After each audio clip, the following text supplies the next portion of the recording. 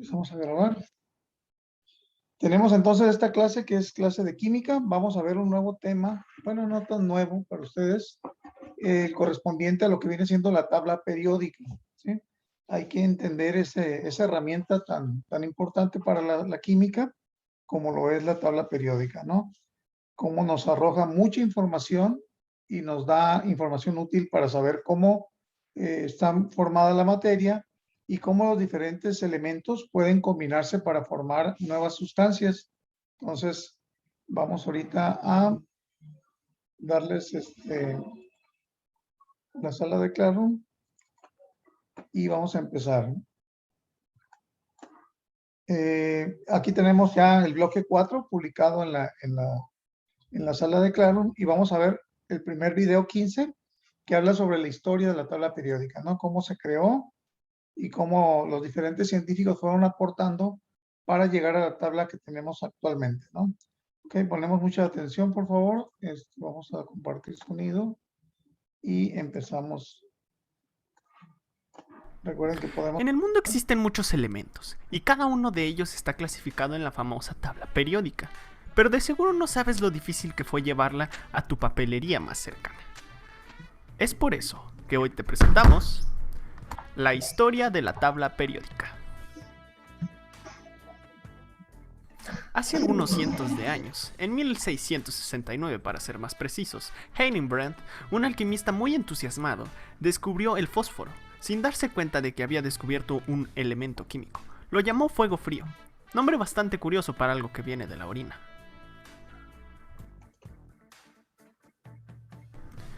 Nuevos descubrimientos se realizaron con el tiempo, y la necesidad de ordenar los elementos de forma efectiva comenzaba a ser un problema. Dalton propuso un sistema de símbolos para determinar los elementos, mientras que Berzelius mejoró e implementó la idea de Dalton haciendo la lógica más comprensible. Sin embargo, todo empezó a tomar lugar en 1817, cuando un científico llamado Johann Wegener hizo observaciones específicas sobre el peso atómico del estroncio, el calcio y el bario. Además, en el año de 1829, propuso que en la naturaleza existían triadas de elementos de forma, que el central tenía propiedades que eran un promedio de los otros dos miembros, dando forma a la famosa ley de las triadas.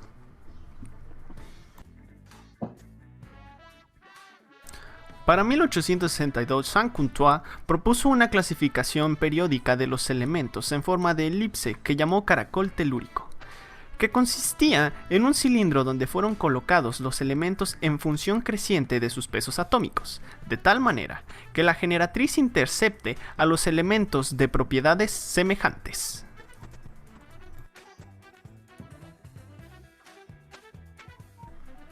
Pero Newlands no se quedó atrás, ya que en 1864 publicó su versión de la tabla periódica y propuso la ley de las octavas. Esta ley establecía que un elemento dado presentaría unas propiedades análogas al octavo elemento siguiendo la tabla, como una partitura en un pentagrama.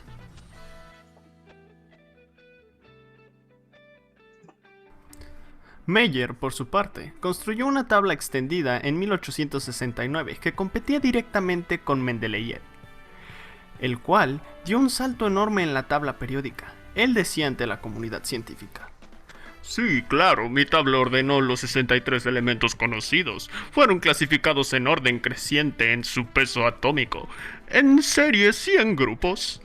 También asigné las valencias y muchos rasgos que diferenciaban a los elementos entre sus grupos. La tabla de Mendeleev permitió tener una visión general de las clasificaciones de los elementos, al grado de predecir futuros descubrimientos. Sin embargo, aún faltaban muchos detalles que pulir. Los trabajos de Lord Rayleigh y William Ramsay entre 1895 y 1898 permitieron identificar los gases nobles y organizarlos. En los últimos pasos para llegar a la tabla periódica que tenemos hoy en día se encontraba Moseley, en 1913. Demostró que los registros de la emisión de rayos X de los átomos puede ordenarse en forma sucesiva y dedujo que existe un orden numérico en el que pueden ser colocados los elementos con base en ello. en lugar de seguir el de los pesos atómicos utilizado por Mendeleev. Finalmente, Alfred Werner, profesor de química en Zúrich, recibió el Nobel por su trabajo sobre la teoría de coordinación de los compuestos complejos.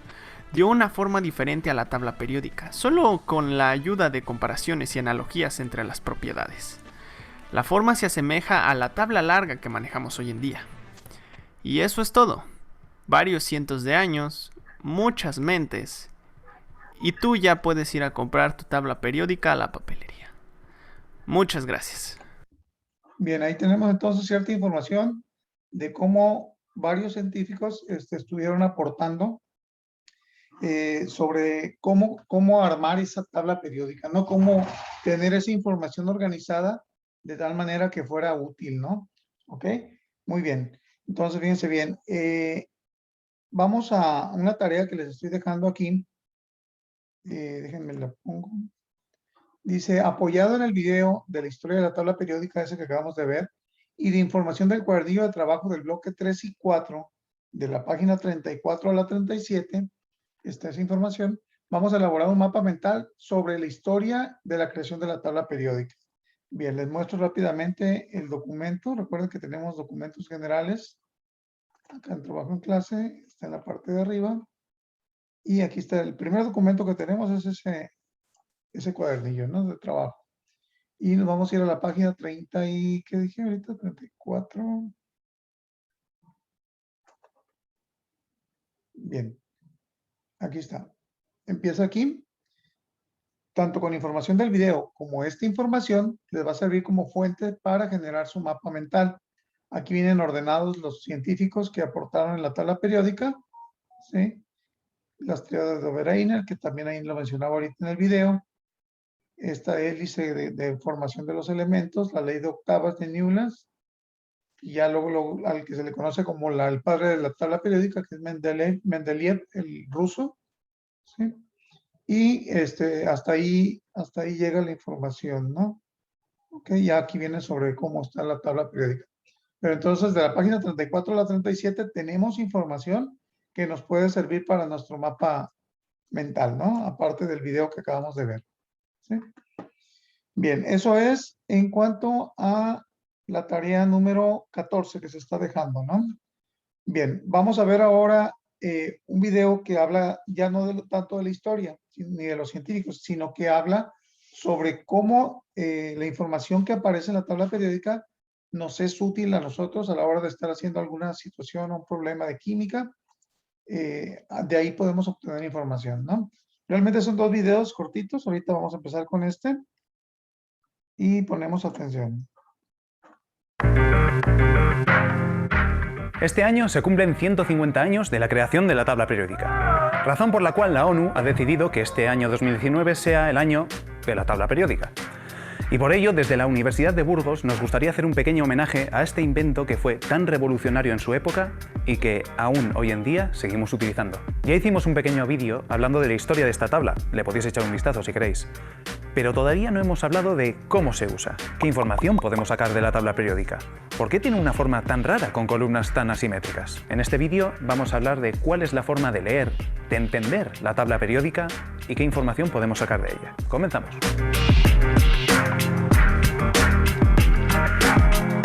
La tabla periódica es un resumen en el que nos dicen cuáles son los ingredientes que componen todo el universo, y con todo me refiero a todo, y también cuáles son las propiedades de estos ingredientes a los cuales llamamos elementos. Es importante saber que todos estos elementos están hechos de átomos, pero cada uno está hecho de un tipo de átomo distinto. Me explico. Un átomo, a grandes rasgos, es como una vaca. Tiene una parte de dentro y una parte de fuera. En la parte de dentro, llamada núcleo, nos encontramos los protones, unas partículas que tienen carga eléctrica positiva, y los neutrones, que se encargan de evitar que los protones se alejen entre sí. Por otro lado, en la parte de fuera, que llamamos corteza, nos encontramos a los electrones, unas partículas de carga eléctrica negativa que rodean al núcleo. La diferencia principal entre los distintos tipos de átomos es el número de protones. Esto es lo que nos ayuda a darle nombre a un átomo. Por ejemplo, si un átomo tiene solo un protón, independientemente de cuántos neutrones tenga o cuántos electrones, va a tener siempre el mismo nombre. hidrógeno. Si tiene 6 protones, siempre será un átomo de carbono. Y si, por ejemplo, tiene 79, será de oro. Los protones nos ayudan a bautizar a los elementos, a darles nombre. Bien, entonces, ¿quién nos da el número de protones que tiene un átomo? ¿Qué dato de la tabla periódica nos da ese dato?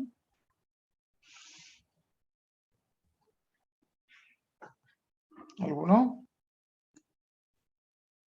Va de nuevo la pregunta. ¿Qué dato de los que aparecen en cada elemento nos da el número de protones que tiene un átomo? El número atómico. ¿El número qué? El número atómico. El número atómico, ¿verdad? El número atómico ese es el número grande que aparece en esta tabla que está atrás del maestro, en la parte superior de cada elemento. El hidrógeno tiene 1, el helio tiene 2, el litio tiene 3 y así sucesivamente, ¿no? Recuerden que en un átomo neutro existe la misma cantidad de protones que de electrones. Por lo tanto, si me da la cantidad de protones y es neutro, pues yo sé que va a tener la misma cantidad de electrones, ¿verdad? Y es lo que usábamos cuando generábamos la configuración electrónica, ¿verdad? De los 3 tipos que vimos, ¿no? La normal o larga, usando kernel o la gráfica, ¿verdad? ¿Ok? Recuerden, todos estos temas van relacionados, ¿no? Entonces no podemos olvidar lo que acabamos de ver. Los electrones, por el contrario, nos hablan más de su personalidad. Ya hemos dicho que los electrones se dedican a dar vueltas alrededor del núcleo, pero lo que no hemos dicho es que son más organizados de los que la gente piensa. De hecho, no se dedican a dar vueltas como pollos sin cabeza alrededor del núcleo, no. Lo hacen de forma ordenada y se ordenan ellos solos en forma de capas, como una cebolla. Y esto es clave para entender la tabla periódica. En la tabla periódica, los elementos están ordenados de menor a mayor. De esta forma, el primer elemento, el hidrógeno, solo tiene un protón y un electrón. El segundo, que es el helio, tiene 2 protones y 2 electrones. El litio, 3 y 3, 4 y 4 y, bueno, así toda la tabla. Pero claro, si el orden es tan sencillo, entonces, ¿por qué la tabla periódica es tan rara? ¿Por qué algunas filas están completas y otras están medio vacías? Lo que está ocurriendo es que la forma de la tabla periódica nos está dando información acerca de cómo son esas capas en las que se organizan los electrones. Cada fila de la tabla representa una capa de electrones. Si en la primera fila solo hay 2 elementos, es porque en la primera capa que forman los electrones, la que está más cerca del núcleo, solo caben 2 electrones. Por eso los elementos que son más grandes y que tienen más electrones, como los de abajo, necesitan más capas para guardar todos sus electrones. Por ejemplo, el carbono. El carbono tiene 6 electrones. Entonces, 2 de ellos los guarda en la primera capa. Y los 4 que le quedan los guarda en la segunda capa. Por eso, el carbono es el 4.º elemento de la segunda fila. Porque en la segunda capa ha guardado 4 electrones. Bien, aquí esto es muy importante, fíjense por lo siguiente. Si se acuerdan ustedes, el carbono tiene número atómico 6, ¿verdad? Cuando ustedes hacían la configuración electrónica, era 1s2, 2s2 y luego seguía 2p6, ¿verdad? Pero con 2 más yo completaba la configuración electrónica, ¿verdad? ¿Estamos de acuerdo? Ahora, si se fijan ahí, dice que 4 electrones quedan en su segundo nivel. Y sí es cierto, porque fíjense bien, aquí lo que voy a subrayar, ese es el segundo nivel. ¿Sí? ¿Cuántos electrones hay ahí? ¿Sí lo ven la imagen que acabo de subrayar ahí? Está la configuración electrónica del carbono, que dices 1s2, 2s2, 2p2. Son los 6 electrones. Entonces el maestro dice, es que el átomo de carbono en su primer nivel tiene 2 electrones y en su segundo nivel tiene 4 electrones. ¿Ok? ¿Se fijan? Ahí están esos 4 electrones a los que hace referencia, ¿no? Seguimos. Electrones. Esto quiere decir que si cogemos cualquiera de los 118 elementos que hay en la tabla periódica, podemos saber cómo están organizados sus electrones simplemente sabiendo dónde están colocados. Y esto es súper importante, porque la configuración electrónica de los elementos nos permite predecir su comportamiento. Hay una regla de oro que nos dice que a los átomos les gusta tener sus capas perfectamente llenas. Y harán lo que sea para conseguir esto. Muchas veces pensamos que los átomos tienen que tener los mismos números de protones que de electrones, por eso de que positivo con negativo se anula. Pero esto en verdad no es tan importante. Para un elemento, lo más importante es tener sus capas llenas. Pongamos un ejemplo. El flúor es un elemento que tiene 9 electrones. 2 de ellos los guarda en la primera capa, cerquita del núcleo. Y los otros 7 que le quedan le guarda en su segunda capa. Pero hay un problema. Y es que en esta segunda capa caben 8 electrones. Y esto quiere decir que al flúor le queda solo un electrón para conseguir llenar su capa. Esto lo podemos ver porque está el penúltimo de su fila. Recordemos que las filas representan las capas. Esto no le gusta al flúor. Entonces podemos predecir que este elemento hará lo que sea para intentar conseguir un electrón, aunque para ello se lo tenga que arrancar a otro elemento. Y lo que quiero que veáis es que, simplemente sabiendo dónde está un elemento, ya hemos podido predecir cómo se va a comportar. Y no solo el flúor, sino toda esta columna, el flúor, el cloro, el bromo y el yodo, todos esos elementos se encuentran en la misma posición que el flúor, que les queda un solo electrón para completar su capa. Entonces podemos predecir que todos los elementos de esta columna se van a comportar igual. La tabla periódica es un resumen prácticamente perfecto de las propiedades de los elementos, de los ingredientes del universo. Y la gran genialidad de esta tabla es la que hemos comentado, que simplemente sabiendo dónde está colocado un elemento, podemos predecir el resto de sus propiedades. Y es que si un invento se sigue utilizando 150 años después de su creación, será por algo. ¿Por qué? Bien. Ok, entonces, se fijan, la tabla periódica pues es una herramienta que nos proporciona bastante información, inclusive de niveles donde se encuentran los electrones, ¿no? Entonces, de ahí su importancia, ¿no? Bien, vamos al segundo video, donde nos ponen un poquito más de detalle en los datos que nos da la tabla periódica. Por ahí hay algunos compañeros que quieren ingresar, ya no les voy a dar el ingreso, van a tener que ver la tabla grabada, digo, la clase grabada, porque están entrando o muy tarde, o no cumpliendo con la cuestión de la cámara encendida, ¿no? Para que les comenten por ahí, por favor. Continuamos.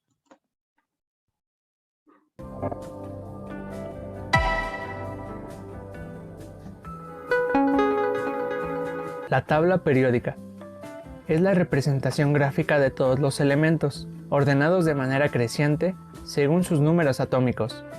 Comencemos con los grupos y los periodos. Los grupos son las columnas de la tabla. Para eso, comprendamos primero qué es una columna, la cual se define como una hilera vertical de celdas. Es por eso que la primera columna, que abarca todos estos elementos, representa el grupo 1. La siguiente columna es el grupo 2, y así sucesivamente hasta llegar a la columna 18. Entonces, es correcto decir que hay 18 grupos. Cabe mencionar que todos los elementos que se encuentran en un grupo tienen propiedades químicas muy similares.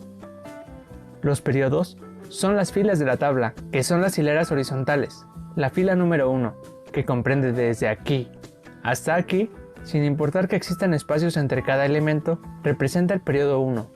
La fila siguiente es el periodo 2. Este es el periodo 3, periodo 4, periodo 5, el periodo 6 tiene una peculiaridad, que no solo los elementos de la fila 6 pertenecen a este, sino que también estos elementos de la parte inferior, ya que originalmente la tabla periódica luce así, pero para no hacerla tan larga, lo más habitual es representarla como hasta ahora la conocías. Sucede lo mismo con el periodo 7, todos estos son los elementos que pertenecen a este grupo. Empezamos con las clasificaciones. Los primeros son los metales alcalinos, que en total son 6, inician en el litio y terminan en el francio. Estos son metales brillantes, blandos y altamente reactivos a temperatura y presión estándar. Algunas de sus aplicaciones son las baterías de tu móvil, en el caso del litio, y en desodorantes, en el caso del sodio. Seguimos con los alcalinotérreos. Son todos los elementos del grupo 2, o sea, el berilio, magnesio, calcio, estroncio, bario y radio. Son más duros que los metales alcalinos, tienen brillo y son buenos conductores eléctricos, pero menos reactivos que los alcalinos.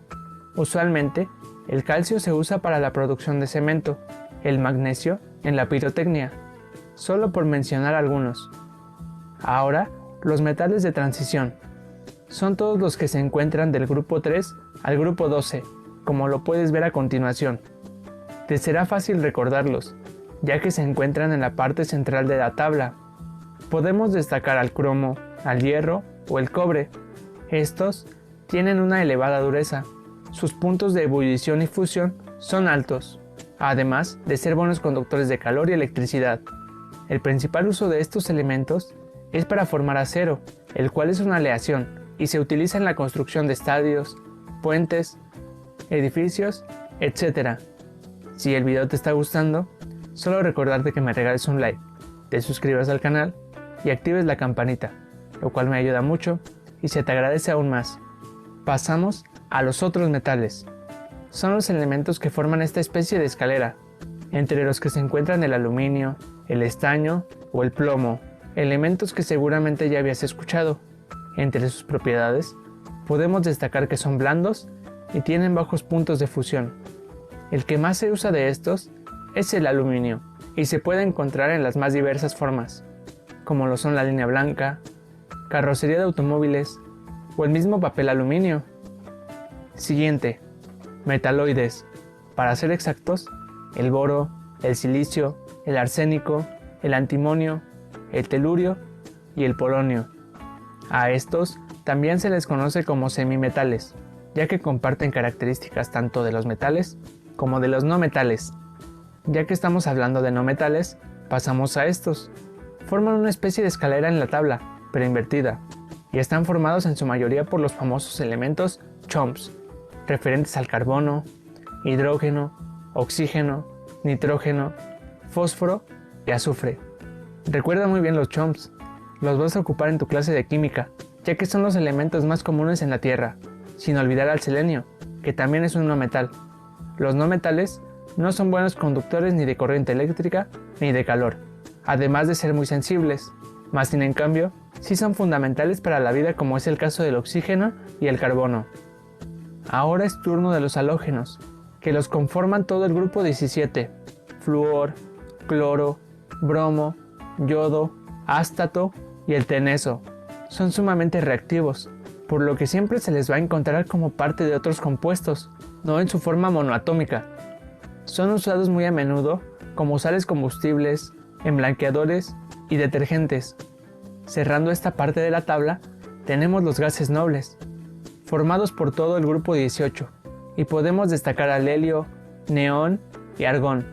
Son llamados gases, ya que bajo condiciones normales, estos se encuentran en este estado de la materia, además de ser inodoros, incoloros y tienen una reactividad muy baja. Un ejemplo que puedes ver en la vida cotidiana es el gas con el que están rellenos los globos que vemos que flotan, que por si no lo sabías, es helio.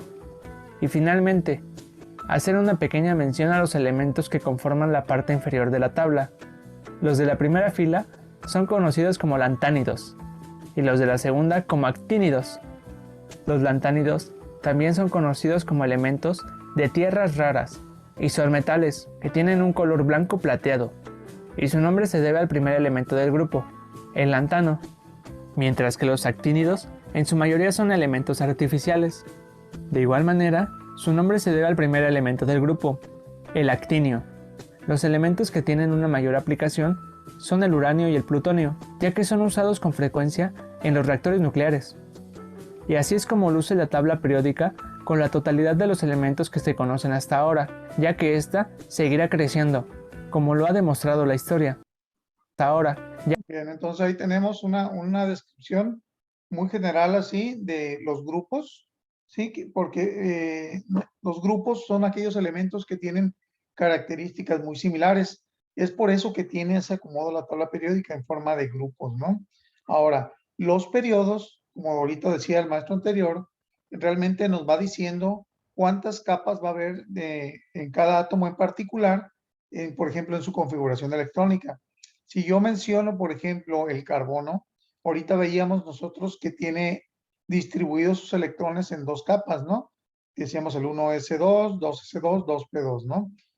4 electrones de ellos están en su última capa. Si se fijan, él ocupa la posición número 1, 2, 3, 4 del segundo periodo, ¿verdad? Entonces nos está dando información la ubicación del mismo carbono, ¿no? Que está en la segunda fila, por lo tanto, hasta su segundo nivel llegan las capas de electrones. Por ejemplo, si yo dijera el bromo, se fijan, está en el periodo número 4, porque es la cuarta fila.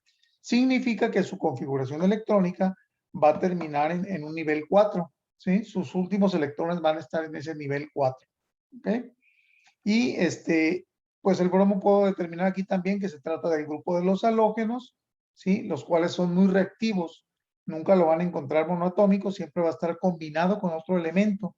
¿Por qué? Porque en su última capa va a tener 7 electrones. Ahorita el maestro anterior mencionaba que todos los elementos buscan siempre tener 8 electrones en su última capa para ser más estables.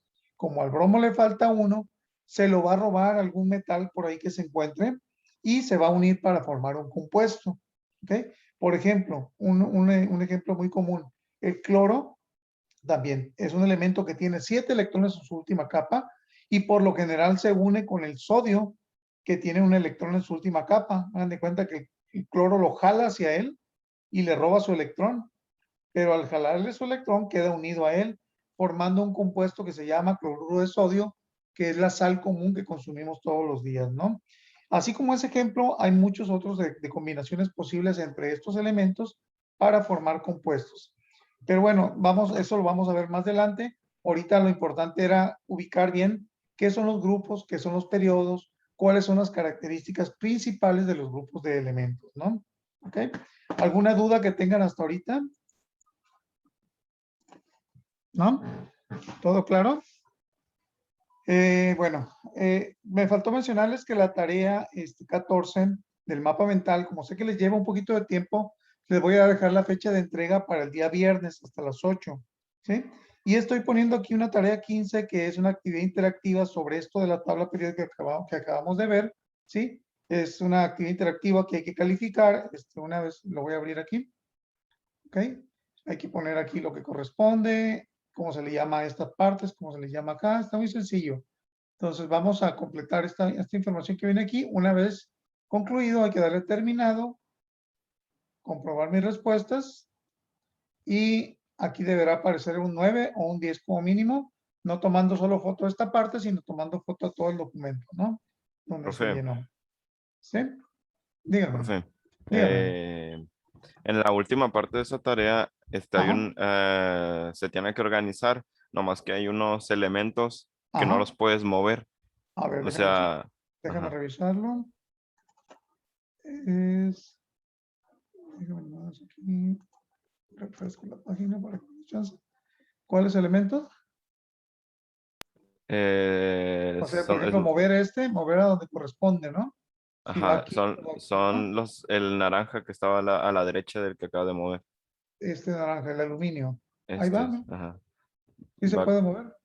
sí, pero cuando lo tratas de colocar de manera Ah, correcta, no te se tienes que coloca. colocarlo de manera correcta. Si lo colocas incorrecto, te lo va a devolver, ¿no? Tienes que colocarlo donde corresponde. ¿Ok? Sí. Chequenlo, traten de hacerlo. Y si ya hay algún detalle, pues ahí me comunican ustedes, ¿no? ¿Ok? Bien. ¿Alguna pregunta o duda que tengan sobre las actividades? Son 2 tareas, ¿no? Lo que viene siendo el mapa mental apoyado en la información que viene en el cuadernillo o en el video o en el video, ¿no? ¿Sí? Y la actividad interactiva donde identificamos algunos grupos de elementos, dónde están ubicados, qué son los periodos, qué son los grupos, etcétera, y calificado. Ambas tareas no las estoy dejando para mañana, les voy a dar un poquito más de tiempo para que me las entreguen hasta el viernes como límite a las 8 de la noche, ¿no? ¿Sí? Vamos a necesitar un poquito más de organización al ingreso. Ahorita, por ejemplo, fueron como 10 alumnos que no les permití el ingreso. Una porque no están llegando a tiempo, di 10 minutos de tolerancia. Y la otra es porque una vez que están dentro, pues no cumplen con la cámara encendida, ¿no? Para que les comenten por ahí, por favor. Y pues tendrán que ver la clase grabada en YouTube para que puedan hacer sus actividades y entender lo que vimos el día de hoy, ¿no? ¿Alguna duda, comentario, jóvenes, que tengan? Ya la próxima semana, recuerden que del 1 al 15 de la lista van a presentarse al plantel. Esto no es de manera obligatoria. Sus papás y ustedes deciden si se presentan o no se presentan. En caso de no presentarse, tendrán que llevar la clase en línea como el resto del grupo, ¿no? Sí queda claro eso, ¿verdad? ¿Sí? Entonces hay que estar con las medidas. Recuerden que hay que pedirle a papá o mamá que les tome la temperatura antes de salir de casa, que todo está bien, que no hay síntomas de resfriado. Al llegar a la escuela va a haber otro filtro de entrada que va a checar a ustedes las mismas condiciones, les van a dar gel, se van a conducir a su salón de clases y va a haber sillas que van a estar libres para su acomodo, o el mismo maestro les va a dar el acomodo, ¿no? Por lo general, las sillas que estén con una X, una cinta con X, no la van a poder usar, tendrán que usar aquella que esté libre. Sí, no sé si les ha tocado ir a algunos lugares públicos, bancos, etcétera, donde hay sillas marcadas con X, esas no se pueden usar para guardar la debida distancia que nos están solicitando, ¿no? Cubrebocas, no podemos olvidarlo, nunca nos lo quitamos, ¿sí? Si ustedes pueden llevar gel individual particular ahí, pues mucho mejor un botecito pequeño para que constantemente ustedes estén, cada vez que tocan cosas o algo, pues hay que estarse desinfectando.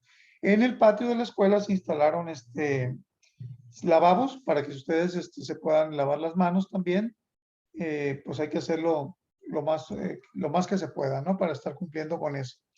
El retiro de la escuela va a ser por la parte de la cochera de la institución. O sea, va a ser la entrada normal y su retiro cuando ya vayan a salir ustedes va a ser por la parte de atrás, ¿no? Ya de todo, el lunes les estarán dando las indicaciones ahí en la escuela, ¿no? Pero les adelanto para que sepan más o menos cómo va a estar esto, ¿no? Como nosotros tenemos clases de lunes a jueves, ¿sí? Y los 15 primeros alumnos van a estar de manera presencial en el bloque de la mañana. Mi clase, cuando la voy a mover, ya ven que siempre la tenemos a las 10:50, la voy a mover a partir del lunes próximo a las 12. ¿Para qué va a ser esto? Bueno, va a ser para que los alumnos que vayan de manera presencial, que se retiran a las 10:20, pues tengan el tiempo suficiente de trasladarse a sus casas, ¿sí? Y puedan tomar mi clase y no perderla. Porque si no la doy, nos vamos a atrasar mucho. Entonces, yo no quiero que eso suceda. Necesitamos generar un cambio ahí para que ustedes puedan tomar la clase, ¿no? Entonces, repito nuevamente, a partir de la próxima semana, mis clases en lugar de ser a las 10:50, serían a las 12, ¿ok? Cuando nos toque el bloque de presencial, pues ahí sí va a ser a las 10:50. Yo la voy a dar ahí en la clase con los alumnos que me toquen y los demás lo tendrán en línea, ¿no? Entonces, solamente cuando el horario sea matutino para los presenciales, yo mi clase la moveré a las 12 del día, ¿no? De todos modos, por ahí por WhatsApp les voy a estar indicando para que no haya confusiones, ¿no? ¿Sale? ¿Alguna duda que tengan, jóvenes? ¿De la clase o de alguna otra duda? ¿No? ¿Todo claro? Bueno, entonces por ahí les dicen los compañeros que hay que ver la clase en YouTube y nos estamos viendo mañana con la clase de matemáticas, ¿no? Por ahí por WhatsApp les voy a indicar cuándo vamos a estar haciendo exámenes también, porque ya se está acercando el periodo de evaluación, ¿no? ¿Sale? Bueno, si no hay más, nos estamos viendo, jóvenes. Se cuidan mucho y estamos pendientes. Dios, profe. Chao. Adiós, profe. Gracias.